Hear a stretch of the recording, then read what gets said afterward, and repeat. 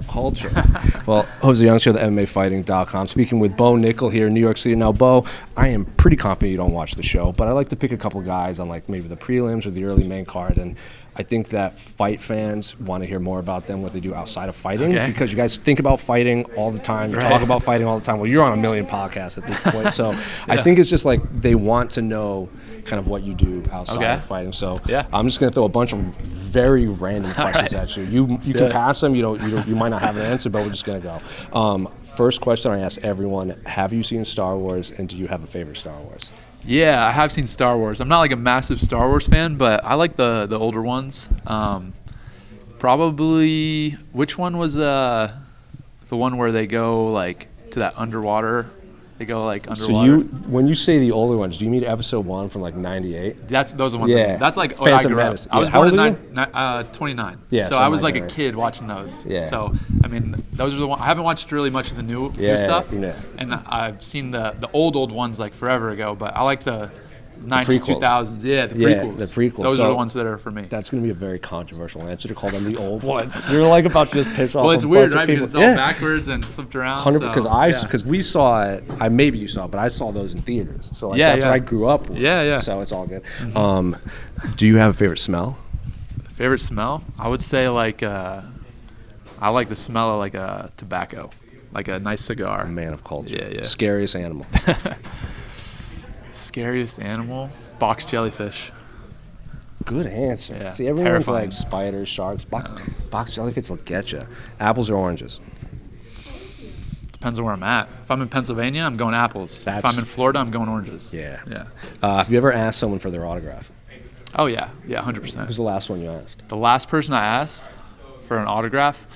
When I was a kid, big wrestling fan, I probably asked, the last autograph I remember getting was actually my coach at Penn State. So when he was younger and competing, I was a big fan of his Cael Sanderson's his name. Course. So 4-time national champ, Olympic gold medalist. So I actually still have it, Wheaties box with him on it, signed. So that was one I remember. Was there a moment when, or maybe you still are, where I'm sure every amateur wrestler, when they meet Cael, it's like, that's the guy. That's the guy. Did he ever become like just a normal guy to you, or when you see him, it's still like, oh, wow? No, he definitely became a normal guy. I would say like probably a year and a half, 2 years into being at Penn State. Then, you get to know him better. And the thing is, he's a very like in person.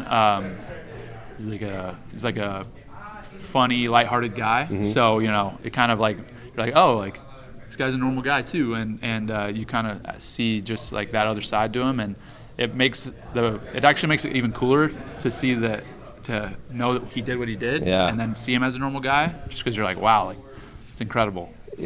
Because I feel like in every sport, like there's generations of like, all right, like obviously our parents probably had athletes that they watched that this generation probably doesn't think about. Is Cael a guy that even kids now, when they see him, it's like, oh, that's Cael Sanderson, or is it like, oh, that's just a guy from the past? Do you know what I'm saying? I do. I absolutely do. Yeah. So it's funny because I was having a conversation with a younger kid, a Penn State recruit the other day, and I was bringing up some wrestlers that I looked up to. He didn't know who they were, and but I think that Coach Cael, still being a head coach at Penn State, the winningest program the last 20 years, it's like he's obviously stayed in the limelight. But I do see like that trend of people kind of being, I guess, forgotten per se. And, like I see guys on the team now, and like it's like they're the guys coming up, like they're the man. And when you're in public, it's like they're the ones that everybody wants their autograph and picture and stuff. And I think it's cool. I think it's the way life's supposed to work. It's like interviewing fighters now. No one picks George. Like George St. Pierre is like the best. Fighter. Right. It's, like, it's from the past. No, it's crazy how that works. Biggest misconception that maybe the rest of the world has for like the amateur wrestling scene. Ooh. I mean, I think that the biggest misconception would just be understanding how difficult it is. Like it's kind of a basic answer, but it's just you have no idea like how hard it is to get to a high level in amateur wrestling. If you don't start when you're 5 years old and go for 20 years, like you basically have no chance to compete at a world-class level. And it's just, that's the way it is. Like you have to start as a young kid, and even from when I look at myself as a kid or an 18, 19-year-old kid, like the level that the sport is at now relative to 10 years ago, it's like unbelievable, and it's just getting more and more competitive. So it's cool to see. I think for me it was because I grew up playing team sports. Like you don't think of wrestling as a team sport because you see them out there by themselves, but it's a great point. Like it is a team sport. Totally. Yeah, my favorite part about wrestling was being on the team and just being able to be with your boys and travel and go out there together, and that was like such a fun part of the sport. And yeah, definitely something that's a little bit of a misconception. Is there anyone you haven't met, not just in the wrestling world, but anyone in general that you would be starstruck over meeting? I mean, starstruck. Like if they walked in the room, you'd probably a lot of. I can't think of anybody like off the top of my head, but probably like a lot of people I'd imagine. I mean, I've met President Trump. I've met like Chris Pratt. Like most of the people that I really like wanted to meet, I've met. But I'm sure there are other people that I would be like, yo, what the heck? Like, that's crazy. So similar question. In July, Dustin Poirier posted on his Instagram that Chuck Norris followed him. Yeah, like that's pretty crazy. He wrote in his own words, "I win." Is there anyone that if they followed you, you would have the same reaction? Oh, man. I'm trying to think.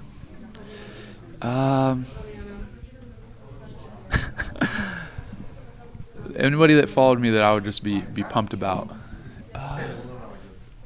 There's probably a lot of people. I like lately. I would say the guy that I've been watching a lot of his stuff is Glenn Powell, actor. He's like pretty cool, pretty poppin'. So that would be pretty. Got crazy. A new movie coming out. So. Yeah, Running Man. Yeah. I want to see that. I'm sure he's around. Like you could probably get him out. I probably could. Yeah, that's the thing about fighting that's really cool is everybody comes to fights. It doesn't matter like what you're into, whatever. It's like you're coming to fights, and you just see it when you're watching on TV or whatever. They show the celebrity in the crowd, and it's like it's everybody. So yeah. If I opened your notes app on your phone, what would we learn about you? So much. I have so many notes. I'll open it right now. I'll see what the last one was.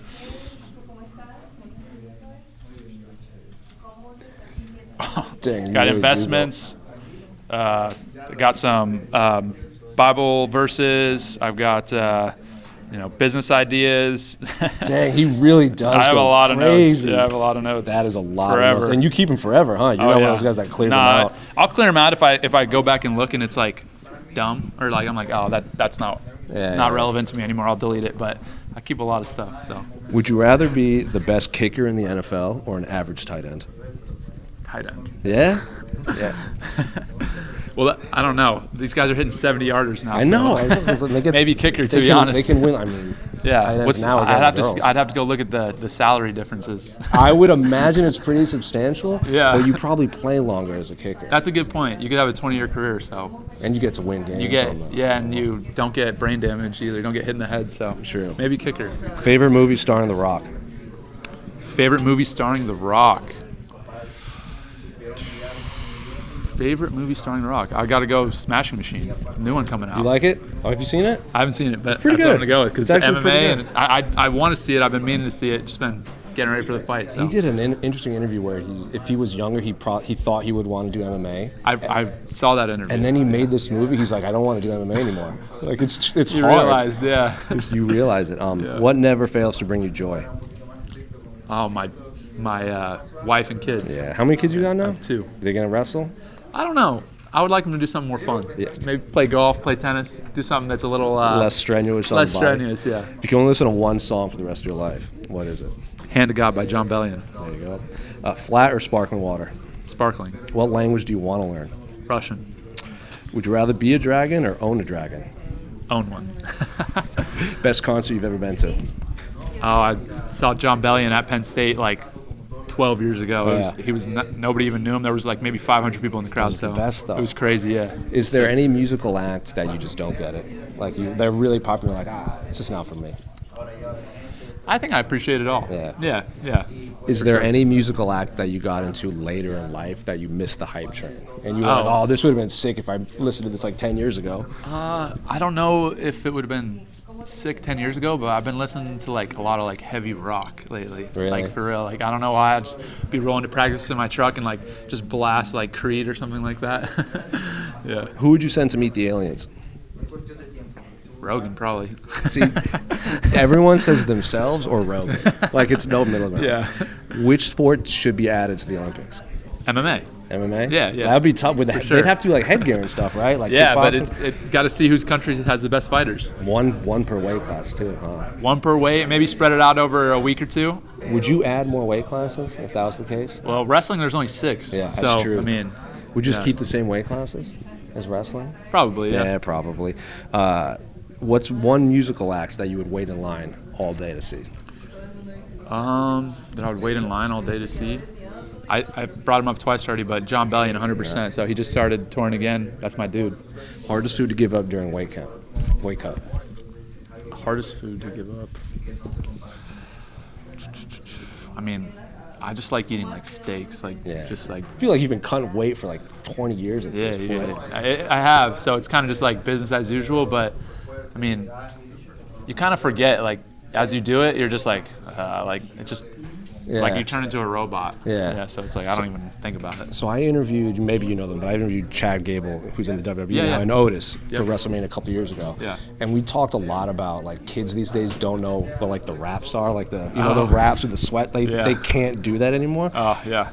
That's miserable. I've seen miserable. Kids. So is there anything that like kids like you see now? You're like, oh, you have no idea how hard we had it. I mean. I think in general, like I look at what's available to them as far as like coaching and training at clubs and content online. It's like you guys have so much. For me to go wrestle at a tournament and get good competition, I was having to drive 4 hours with my dad in a car. Like wrestling is so big on social media. It's big now. Yeah, it's like way more exciting and way more opportunities for people to learn and. Every state pretty much has like a really high level club. So for me, it's just the traveling of. Every weekend driving hours and hours and hours and all that, so but I love that at the same time, so I'm glad I went through it, but they definitely got it easy now. When's the last time you felt like an underdog? Because I feel like from the moment you were wrestling in college to now, it's like, oh, Bo's the favorite. Supposed to win, yeah. The last time I felt like an underdog was my sophomore year NCAA finals against Gabe Dean. So he was the number one pound for pound guy in the country and had won like 70 matches in a row, and so I felt like a little bit of an underdog there, but it was weird because I knew I was going to win. Yeah. So, going into matches, like, I was like the most confident I had been, even though it was one of the only times I've been an underdog. Favorite Halloween candy? Probably Reese's. Every fighter says Reese's. It's like I don't know what it is. It's peanut butter. Yeah, the peanut butter. Yeah. Favorite sports movie? Favorite sports movie? Secretariat. Dang, it's a good answer. I love Secretariat. Favorite ice cream flavor? Cookies and cream. What's a required reading for everyone, you think? Like a book everyone should read? I would say The Four Agreements. Never heard of it. It's a good one. Check it out. Yeah. Best birthday present you got as a kid? Ooh. I got a paintball gun when I was like 12. It's pretty safe for 12-year-old. That's like the best day of your life. It was fun, yeah. Dream car? Dream car? Probably like a Ford GT. Yeah. What's one pet peeve you have that you think should be illegal? Pet peeve I have that I think should be illegal. Pet peeve I have that I think should be illegal. I think it should be